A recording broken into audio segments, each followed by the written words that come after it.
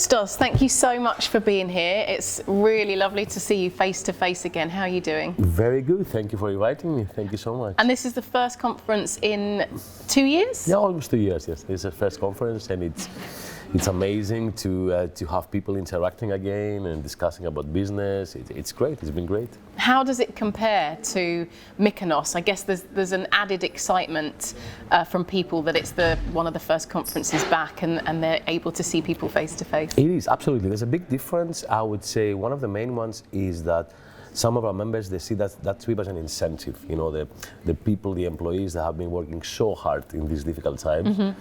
So now Dubai is for them also one incentive to congratulate them for the hard work they've been doing so far. Excellent. And what do you think about the awards? Are you really excited about that? Is there some anxiety about it? There is, actually, yes. There are some surprises we're going to have tonight. I think people are really excited about it, and it's going to be a lovely event. I think it's going to be great. Absolutely. Yeah. Tell us more about why NAP is such a special members network. Okay, that's a good question. Well, I would say the first direct answer would be we are the only network focusing in air cargo activities. Mm-hmm. I mean, if you see the logistics networks around the world, which there are hundreds now at the moment, you will see that they are very generic. Mm-hmm. And then you have a few that they are specialized on sub-industries like automotive or aerospace, right? But if you look at I would say the transportation modes, Mutual Air Partner is the only, I would say, air cargo logistics network that exists at the moment. Wow, that's a great thing to hold, isn't it? Yes, okay. I mean, so far we're doing great, and we're very happy. We're not an open network. It's not open for everyone. I mean, we try to keep it small, and our business model is actually to drive products, and even to make money. To be very realistic, at the end, it's not a charity, right? It's a business. It's to make money through the products we drive from the network. And tell us about the changes that you've seen in the air cargo industry over the years, not just the pandemic, I mean in general.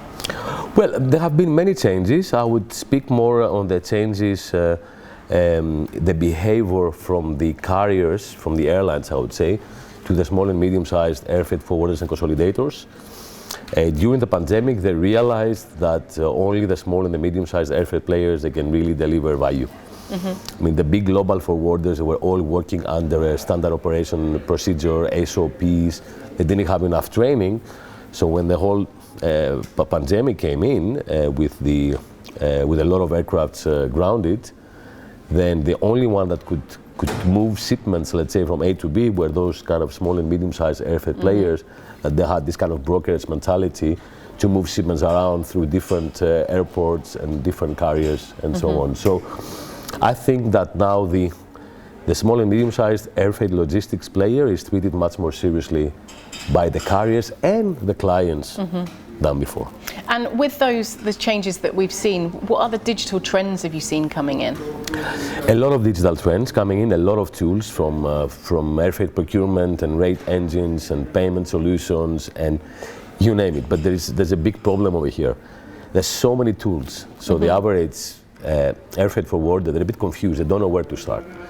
So what I'm looking to see in the near future is a kind of a dashboard, a digital dashboard, that you just use, one dashboard, you go in, you choose your tools, and you don't have to jump in and out through different applications. Because that's one of the challenges, that there are so many to choose from. Exactly. Yeah. Many to choose, they're confused, and then they will have to, going to 10 different applications. What are the other challenges? Well, okay, cash flow. Let's be realistic now with the business, with the rates going up to $7, $10, $12, $15 a kilo. So that's a big challenge for the average air freight forwarder's cash flow, and of course capacity, which is a problem for everyone. And where do you see that going? How is that going to be fixed?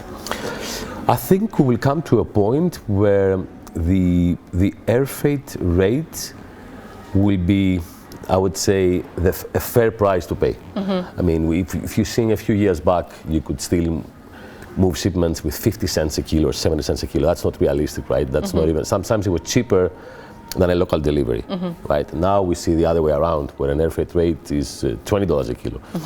I think we will come to a point the carriers will see Then once you book an air freight shipment, then it has to fly as booked. It will fly, you will pay a fair price, and if you don't deliver on time, you will pay a penalty or a cancellation fee. The same way is happening in the travel industry. Yeah. So that's where I see this happening. Excellent. And obviously, of course, the airlines are treated cargo now much more seriously, as it is now, cargo is 40% of their revenues. Yeah. So it's really important. They have to Absolutely, listen. And what are your thoughts on the importance of e-commerce for air cargo industry and for your members? Well, e-commerce, okay, that's again very complicated. In what way? For a lot of our members that are consolidators and master co-loaders, e-commerce is just a commodity. They just move a commodity from airport A to Z. So if you ask them, do you handle e-commerce? They will tell you, of course, yes, I do. You know, I'm a broker, a consolidator, I'm handling e-commerce. But the bigger picture, like an e-commerce operator with first and final mile services, gateway clearance, cross-border, that's very difficult because it varies from country and customs regulations and so on. But thankfully we have companies like CCL that they're really helping us to understand the process and what do we need as traditional air freight forwarders to adapt with the e-commerce market. Yes. And can you tell us about future growth plans for NAP? What's coming up? Yes, well, there are many, but I would say one, I think our biggest plan is to get more active with, to deal with carriers on global incentives agreements. We have been very successfully with Turkish Cargo recently. We're speaking with a few other airlines, IAG and other groups. And I think that's our path moving forward. And of course, digitalization, like train our members, get some real tools coming in as NAP and help them to grow. And tell us about NAP on Air. What's the growth plans for that? Well, NAP on Air, we want our members to deliver the messages to the world and to the press and to the industry. Another platform for people to share their views. Yes, another communication platform, yeah. Absolutely. And tell us about digitalization and how can that help the industry? Well, if you look now, the time that an air freight operation people they need to handle a shipment, it's more than 20 minutes or half an hour, especially if you look at the cargo capacity issues now. I mean, digitalization will definitely help and drive the industry moving forward. I mean, absolutely, this is the way to go. And your next event, or the big one, is Bali next year. That's in Bali next September, yes. What can you tell us about that? How exciting? It is very exciting. I mean, if you look at, we are almost 200 people over here, but we have very few from Far East because of the restrictions and everything. I mean, very few from Latin America, Australia, New Zealand, and no one could come because of the restrictions. So Bali, we're expecting to be our largest event. We're going to have, I mean, Far East is our strength as a network anyway, China and Southeast Asia, so we expect to be the biggest event. Well, just the fact that this conference is being streamed online to our colleagues in China is such a great initiative in itself to allow people to still feel like they're part of it. It is, absolutely. Yeah, it was great, and some of our members as well, they saw on the screens that they were appointed like top 5 cargo agents for the airlines that we cooperate. So it was great. Excellent. Well, good luck at the awards this evening, and we'll see you very soon. Thank you so much. Thank you. Thank you.